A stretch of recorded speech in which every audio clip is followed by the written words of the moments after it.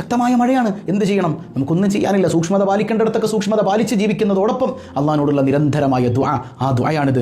അല്ലാഹുമ്മ ഹവാലൈന വലാ അലൈന അല്ലാഹുമ്മ അലൽ ആകാമി വദ്ദുറാബി വബുതൂനിൽ ഔദിയതി വമനാബിത്തിശ് ശജർ. സുബ്ഹാനല്ലാഹ്. ഈ പ്രാർത്ഥന പ്രാർത്ഥിക്കാമെന്ന് മുഹമ്മദുർ റസൂലുള്ളാഹി സ്വല്ലല്ലാഹു അലൈഹി വസല്ലമ തങ്ങളുടെ അധ്യാപനമാണത്. എന്താണ് ആ പ്രാർത്ഥനയിലുള്ളത്?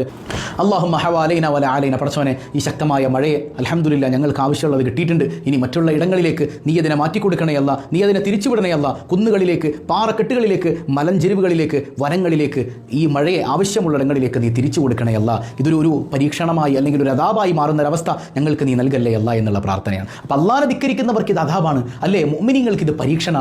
ഇവിടെ ക്ഷമയോടെ കാര്യങ്ങൾ കൃത്യമായ അർത്ഥത്തിൽ മനസ്സിലാക്കി കൈകാര്യം ചെയ്തു പോയാൽ, ക്ഷമിച്ചുകൊണ്ട് മുന്നേറിയാൽ, വബശ്ശിരി സ്വാബിരീൻ, നബിയേ സന്തോഷവർത്തമാനം അറിയിക്കണേ എന്ന് അല്ലാഹു റബ്ബുൽ ആലമീൻ. അല്ലാഹു പടച്ച തമ്പുരാൻ കാരുണ്യവാനായ റബ്ബ് പ്രിയപ്പെട്ട നമ്മുടെ സഹോദരങ്ങൾക്ക്, പ്രയാസങ്ങൾ അനുഭവിക്കുന്നവർ